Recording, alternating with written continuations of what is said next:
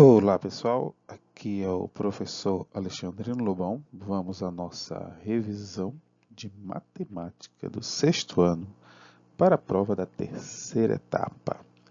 O conteúdo dessa etapa está relacionado com retas paralelas, retas concorrentes, polígonos e plano cartesiano. Então vamos começar com nossos estudos, ok?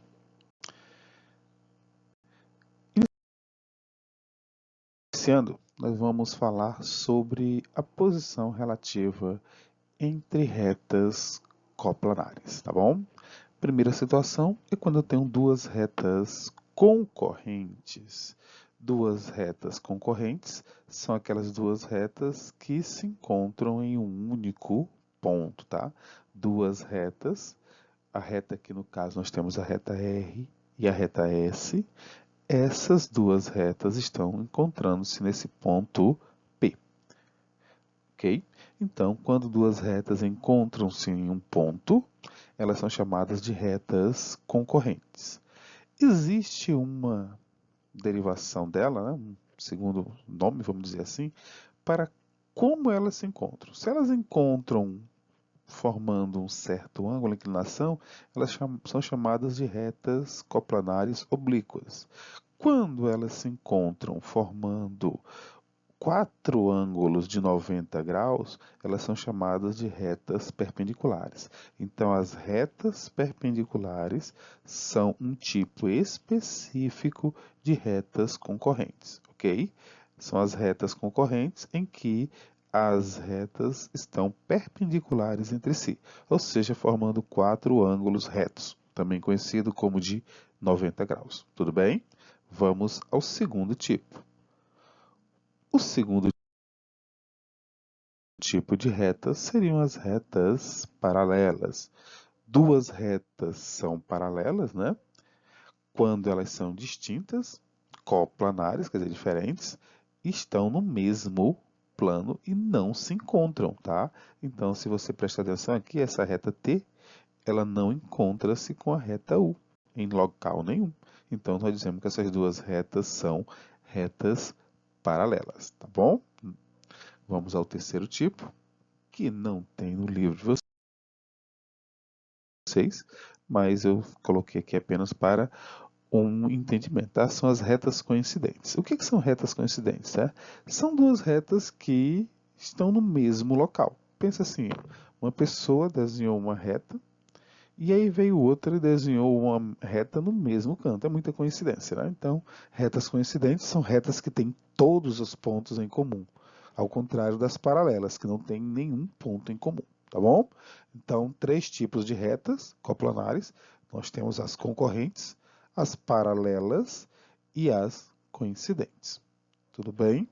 Vamos a alguns exercícios sobre retas coplanares. Coloquei aqui uma situação em um mapa, tá? Você tem um mapa aqui de uma cidade, do livro de vocês. E sobre esse mapa nós temos várias ruas, tá? E avenidas.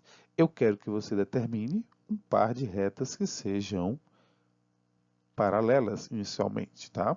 Então você vai procurar nesse mapa retas que são paralelas, tá? Isso é muito fácil de encontrar. Você tem essa reta aqui, por exemplo, deixa eu mudar aqui de cor. Você tem essa reta, que tem nome Rua dos Guajajaras, né? E você tem, então, vou marcar essa reta aqui, essa reta e essa reta aqui.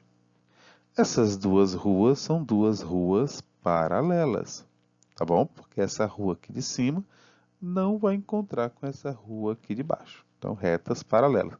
Aqui seria uma avenida paralela, aqui seria uma outra paralela, aqui uma outra paralela, todas no mesmo sentido, né? Direção, desculpa. Agora, eu também poderia ter esta reta aqui, essa rua, né? Com esta rua, com esta rua aqui, com esta, ou com essa rua. Então, eu tenho várias possibilidades de retas paralelas, ok? Você escolhe duas ao acaso. próximo passo seria encontrar duas retas concorrentes e perpendiculares. Então, duas retas que sejam concorrentes são aquelas retas que se cruzam. É só você olhar essa rua aqui novamente com essa. São concorrentes e parecem ser perpendiculares, né? Essa rua aqui com essa aqui também parecem ser concorrentes e perpendiculares, certo? E você tem várias opções aqui. Próximo seriam duas ruas concorrentes e não perpendiculares, ou seja, sendo oblíquas. Você poderia escolher essa aqui com essa, elas não são perpendiculares, ok? Está riscando aqui, deixa eu apagar. E nós poderíamos escolher também essa rua aqui com essa, certo? Apesar que parecem mais perpendiculares essas duas, né? Você tem que prestar atenção na inclinação entre elas. Vamos pegar essa rua aqui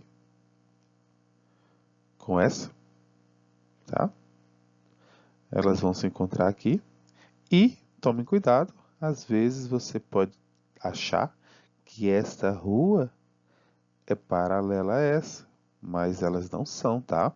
Por que elas não são? Elas são concorrentes. Apesar de você não estar vendo o encontro, se eu prolongar essas duas ruas aqui, fora do mapa, né? Elas vão se encontrar, tá? Então essas duas ruas aqui também seriam concorrentes e não perpendiculares. Ok, pessoal? Vamos continuar, tá bom? Segundo tópico são os quadriláteros, né? O que são quadriláteros? Quadriláteros são polígonos convexos que têm 4 lados. Não confundam quadriláteros com quadrados, tá? Quadrado é um tipo de quadrilátero específico. Nós estamos falando aqui especificamente dos quadriláteros, né? De maneira geral, os quadriláteros. O que é um quadrilátero? Os quadriláteros são aqueles polígonos formados por 4 lados. E, ao ter 4 lados, ele também vai ter 4 ângulos. Ele também tem 4 vértices. Aí ele tem essas linhas aqui dentro que não são lados, né? São chamadas de diagonais, ok?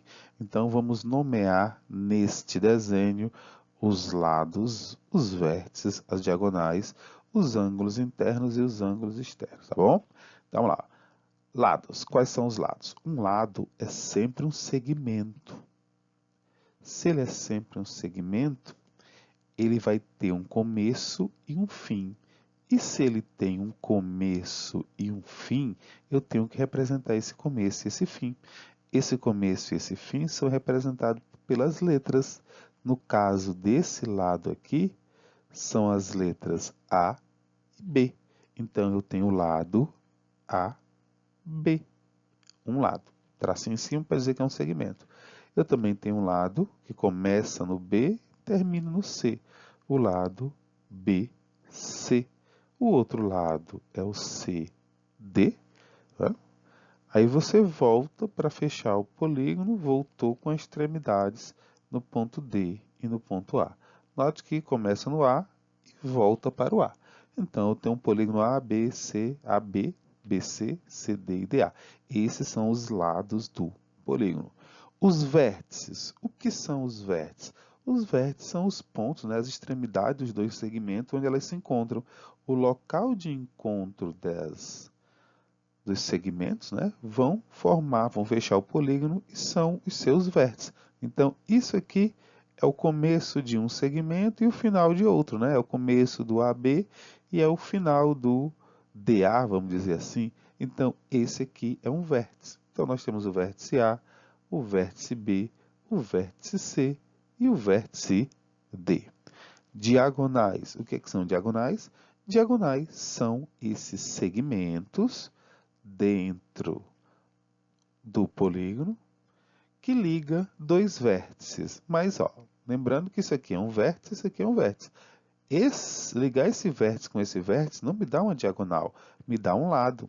Para me dar uma diagonal, eu tenho que ligar com um vértice que não é vizinho dele, né? Não é consecutivo ao vértice D. Tá? Então, eu vou ligar o vértice D com o vértice B.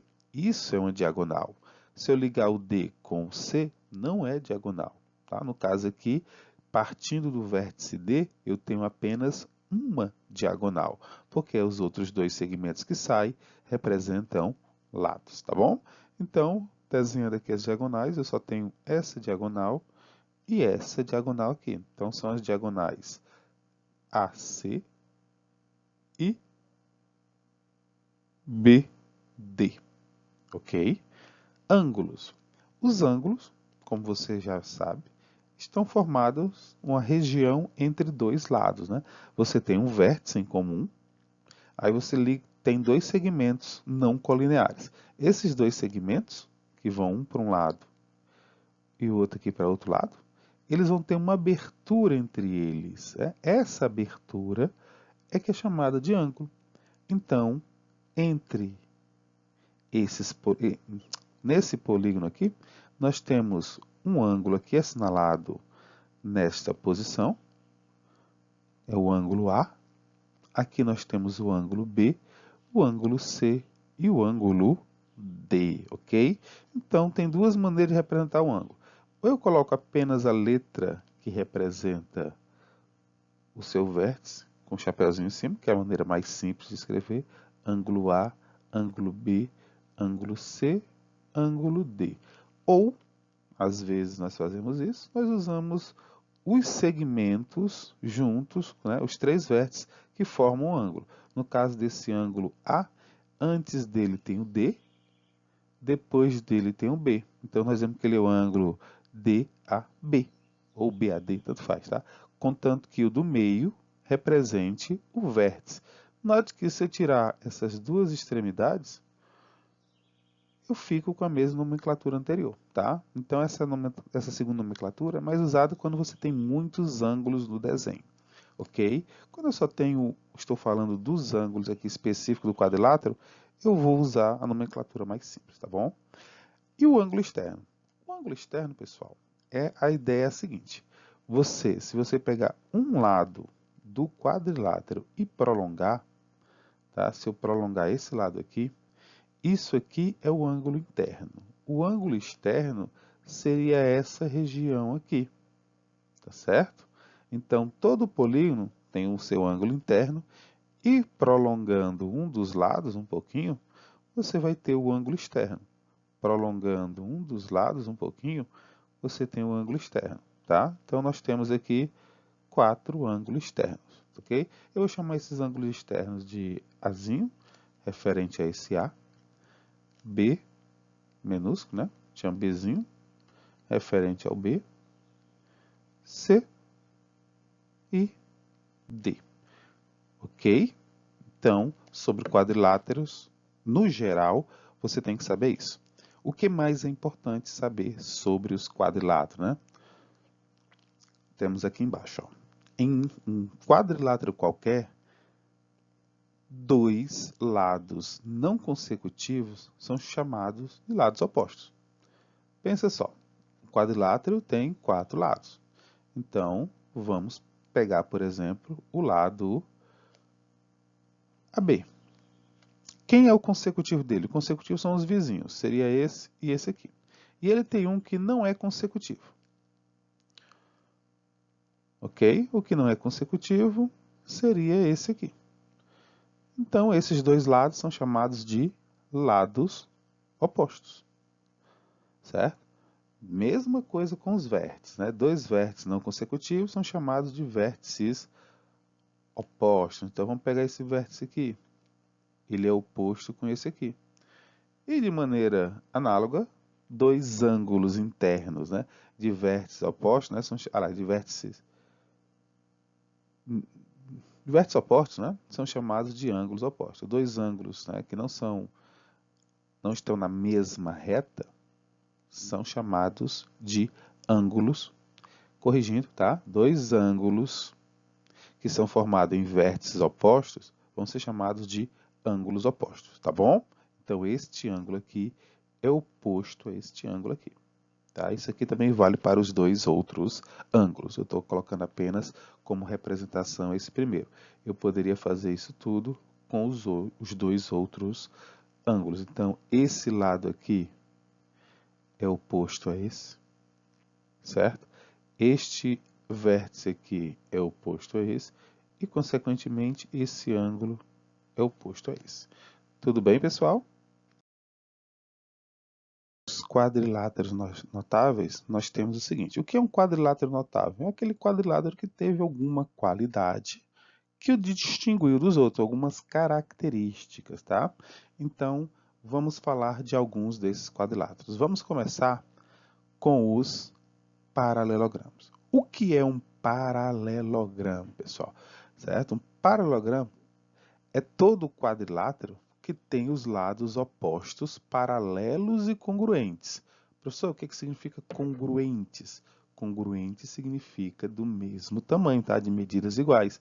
Então, um paralelogramo, falando em linguagem mais simples, é um quadrilátero que tem os lados opostos medindo a mesma coisa.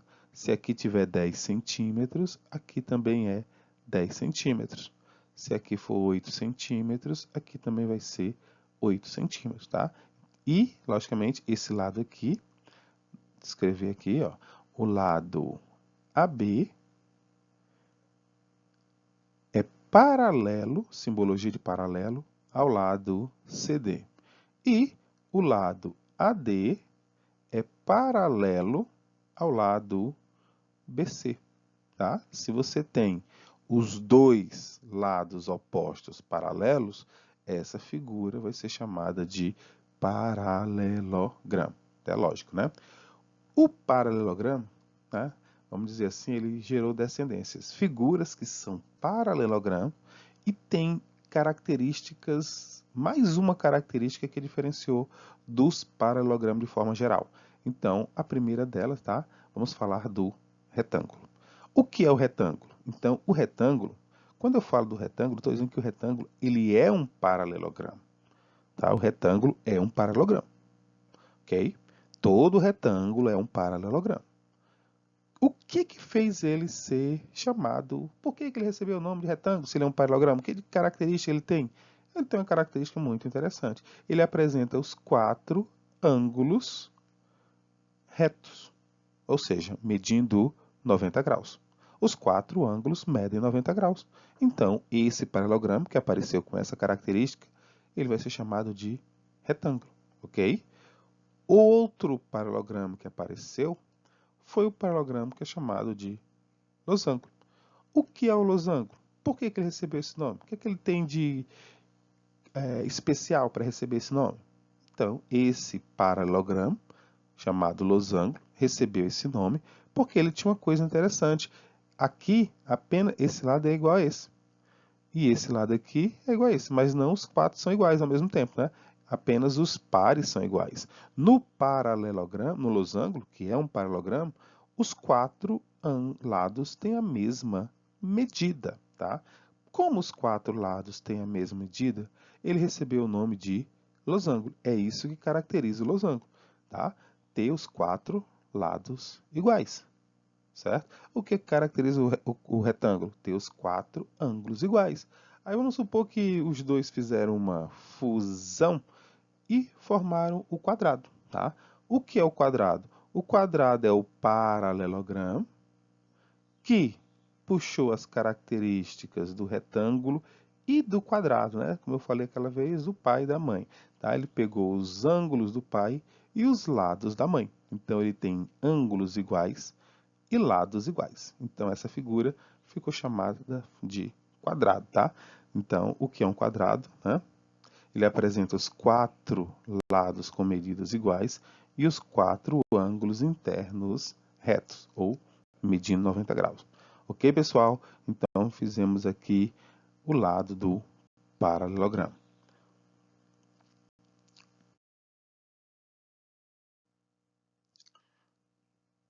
Do lado de cá, nós colocamos o trapézio. O que é o trapézio? Por que ele recebeu esse nome? O que tem de interessante nele? Por que eu recebi esse nome? O trapézio, ele é o quadrilátero, tá? Que ele apresenta o seguinte, ele tem um par de lados paralelos, tá? Um par. O paralelogramo tem dois. O trapézio, ele só tem um par. Apenas esse lado é paralelo a esse. Os outros dois não são paralelos, porque se você fizer o prolongamento dos lados aqui, ó, desses dois, em algum momento eles se encontram, tá? Então, o trapézio é o quadrilátero que tem um par de lados paralelos, tá? Os trapézios, assim como o paralelogramo, apareceram trapézios com características peculiares e foram sendo dados nomes a eles, tá? O primeiro trapézio seria o trapézio isósceles. A palavra isósceles a gente lembra do triângulo, né? Mas aqui são os trapézios isósceles. O que que tem? Por que que ele recebeu esse nome? Porque o que é um triângulo isósceles? É um triângulo que tem dois lados iguais. Então, um trapézio isósceles é aquele trapézio que tem um par, né, de lados iguais. E sempre são os lados não paralelos, ok? Então, o trapézio isósceles tem os lados não paralelos congruentes. E lembrando, de novo, congruente significa do mesmo tamanho, tá bom? O trapézio escaleno, todo mundo é diferente, certo? Os quatro lados, né, do trapézio vão ter medidas diferentes, tá? Logicamente que esse lado aqui nunca vai poder ser igual a esse, né? Porque se forem iguais, não vai ser um trapéziozinho, tá? E o trapézio retângulo. O que é um trapézio retângulo? O trapézio retângulo é aquele trapézio que tem dois ângulos retos, tá? Um embaixo e um em cima, do mesmo lado, tá? Então, terminando a explicação, os polígonos e suas características, tá? Os quadriláteros e suas características. Os trapézios e os paralelogramas, ok? Vamos fazer algumas atividades falando sobre isso. Vamos lá. No quadro a seguir estão relacionados os paralelogramas especiais, notáveis, bem como algumas de suas características. Complete o quadro identificando as características de cada paralelogramo. Bem, vamos lá. Então, nós temos aqui o paralelogramo, retângulo, losango, quadrado. E temos a característica. Vamos lá. Primeira característica.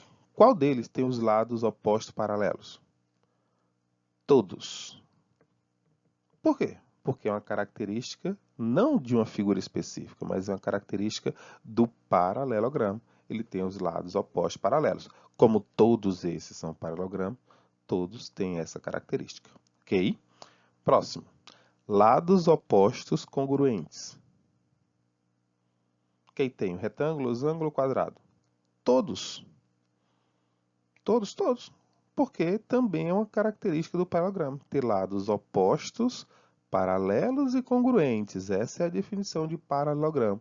E como todas essas figuras são paralelogramos, aplica-se a todos, tá? Vamos à próxima aqui. Quatro lados congruentes. Peraí. O retângulo não tem quatro lados congruentes. Quem tem quatro lados congruentes é o losango e, consequentemente, a sua descendência.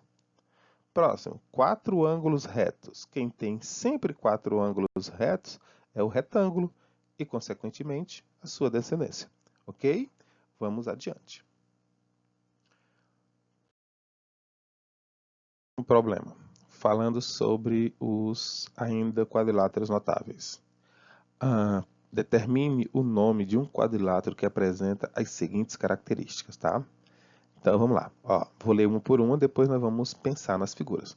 Não tenha lados paralelos, tenha apenas um par de lados paralelos, tenha dois pares de lados paralelos e nenhum ângulo reto, tenha somente dois ângulos retos, tenha quatro ângulos retos e lados consecutivos com medidas diferentes, tenha quatro ângulos retos e lados com medidas iguais. E o último, tenha quatro lados com medidas iguais e nenhum ângulo reto. Vamos lá, para para pensar. Respirou fundo. Vamos imaginar as figuras, tá? Eu vou colocar aqui embaixo, visualizar. Sempre eu vou desenhar. Isso é um quadrilátero, né? Qualquer. Aí nós temos aqui o paralelogramo, o trapézio isósceles, o retângulo, o losango, o quadrado e o trapézio escaleno. Coloquei todas as figuras na minha mente. Vamos lá. Primeira, não tenha lados paralelos. Quem não tem lados paralelos é o quadrilátero, tá? Então, eu escreveria aqui quadrilátero, ok? Próximo, tem apenas um par de lados paralelos. Apenas um par de lados paralelos são os trapézios.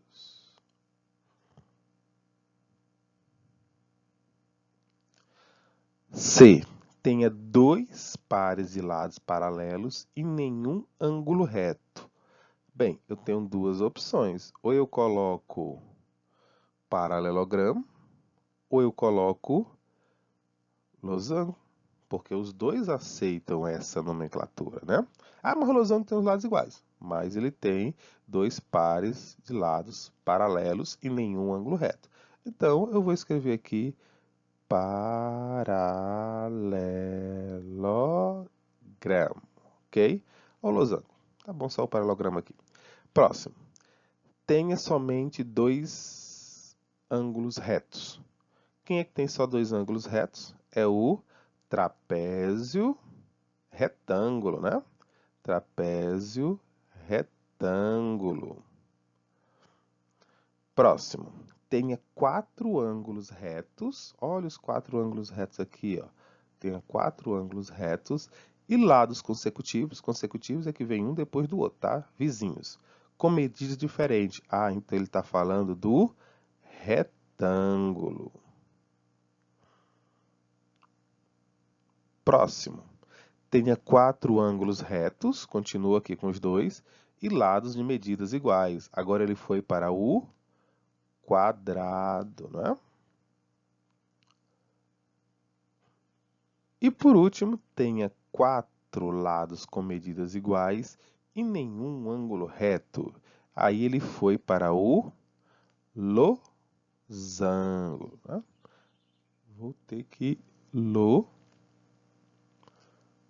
pagar aqui.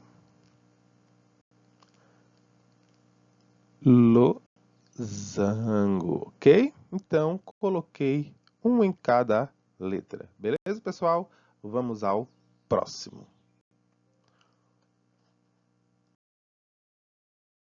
A última questão sobre os quadriláteros notáveis, tá bom, pessoal?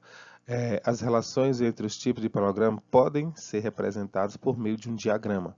Escreva os nomes dos paralelogramas especiais no local adequado dentro do diagrama a seguir. Então, vamos lá, de novo, na minha mente, né? Lembrando que aqui ele está falando apenas dos paralelogramas, tá? Então, vamos pegar todos os paralelogramas aqui.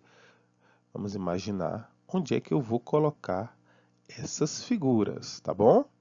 Onde eu vou colocar esses paralelogramas?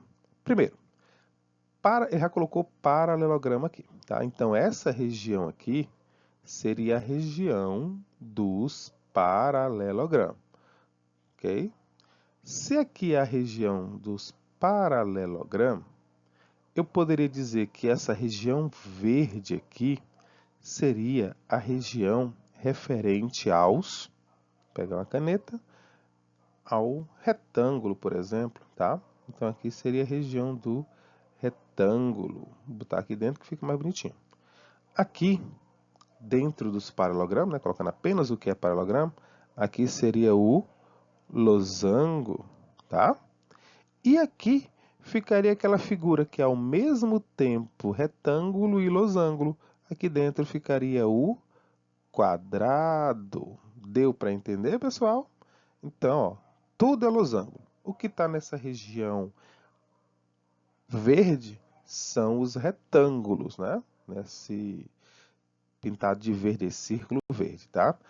Aí, no azul, nós temos o losango. E no meio dos dois, o que tem característica dos dois, ele é tanto retângulo quanto losango, é o nosso lindo quadrado, ok? Vamos adiante. Agora vamos falar um pouquinho sobre o plano cartesiano. O que é o plano cartesiano, pessoal? O plano cartesiano foi uma ideia que surgiu para você ter uma localização precisa de um objeto, né, tomando como referência dois eixos.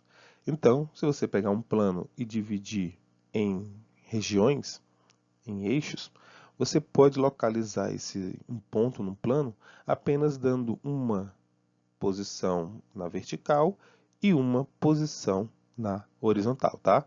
Então, esses dois eixos aqui que nós temos no nosso desenho, né, foram chamados de eixo X e eixo Y, ou abscissa para o eixo na horizontal e ordenada para o eixo na vertical. E esses eixos, eles foram colocados números neles, tá? No caso de vocês, colocaram aqui apenas números naturais, tá? Mas isso aqui continua para esses dois lados aqui, né? Esses três lados aqui, no caso, essas três regiões do espaço. E quando você marca um ponto sobre esse plano cartesiano, né, você vai ter qualquer ponto nesse plano cartesiano, você consegue reduzir a procura apenas observando para o seu valor na horizontal e o seu valor na vertical. Então, esse ponto que eu marquei aqui, ele foi colocado na abscissa 3, onde a abscissa 3 encontra com a ordenada 5, tá? Então, a batalha naval que nós fizemos, né? Onde é que o 3 encontra-se com o 5? Eles encontram-se nesse ponto aqui. Então, esse ponto é o ponto de coordenadas, né? Abscissa 3, ordenada 5. Ele é chamado de par ordenado, tá? Par, porque são dois, ordenado, porque sempre o primeiro é o valor de x, abscissa, e o segundo é o valor de y. Se você colocar o contrário, você vai achar outro ponto. O ponto 5, 3 é aqui.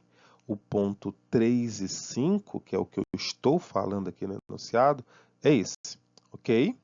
Então, vamos continuar. Utilização de plano cartesiano. Você pode utilizar de várias e várias maneiras, né? Você pode utilizar no mapa para reduzir a procura no local. Ah, eu quero uma rua que está na região 1C. Então, você vai procurar alguma coisa que está lá na região 1C. Aqui é a Rua Iguape, tá? Você não tem que ficar procurando o mapa todo. Ah, Iguape, Iguape, Iguape, como a gente fazia antigamente, tá?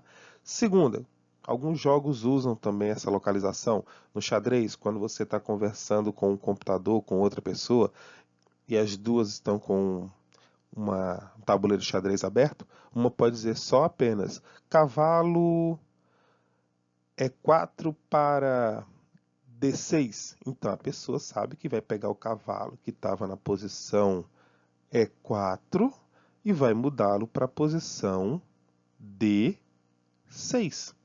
Pronto, ele sabe a mudança, ele não tem que estar do lado da pessoa para jogar, pode fazer até por telefone. Antigamente você tinha isso, agora nós temos os jogos online, né?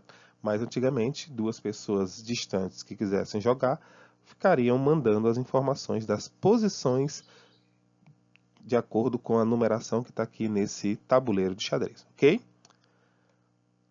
Continuando. Vamos treinar localização de pontos, tá, pessoal? Então, para você localizar um ponto no plano cartesiano, eu coloquei aqui vários pontos para vocês, tá?